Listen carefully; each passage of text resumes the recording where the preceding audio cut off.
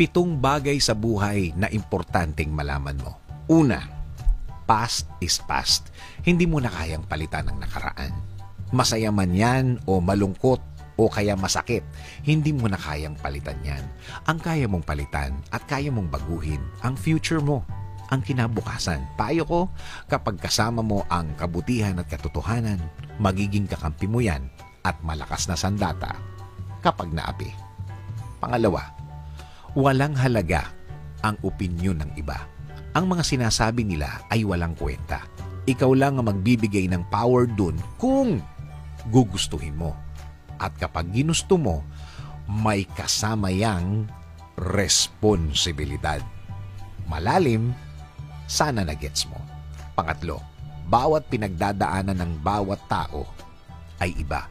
Wala ka o ako o tayong lahat na karapatan para i-judge ang isang tao. Maaring meron siyang pinagdadaanan na hindi mo alam, kaya siya may nagawang ganyan na naging problema mo. Malay mo, pagkakataon na rin na makakilala ng bagong kaibigan.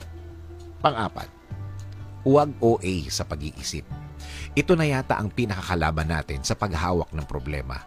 Nag-uumpisa pa lang ang maliit na problema, pero naiisip mo na ang grabing pwedeng mangyari. Again, wala pa nga, panik ka na. Baka kulang ka lang ng tiwala sa Diyos. Panglima, ang nagpapagrabe sa problema mo ay ang isip mo. Tulad ng nabanggit ko sa pang-apat, kapatid niya ang panglima. Sa sobrang OA nating mag-isip, nakakasakit na tayo ng mga taong nagmamahal sa atin. Nadadamay ng walang malay, at the end of the day, malusutan mo man o hindi ang problema mo, kailangan mo sila. Pang-anim, nakakahawa ang kabutihan. Para sa mundong nagkalat na ang kasamaan, kailangan may gumawa ng isang mabuti na makikita nila.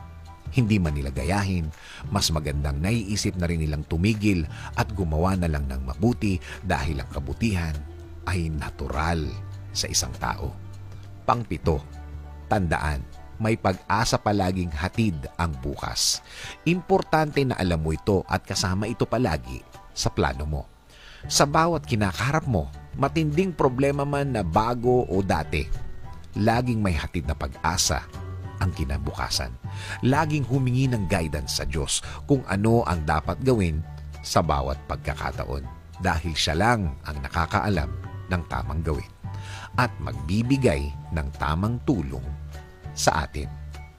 Sabi nga sa Romans 8:28, alam na natin sa lahat ng bagay, gumagawa ang Diyos para sa ikabubuti ng mga umiibig sa Kanya na Kanyang tinawag ayon sa Kanyang layunin.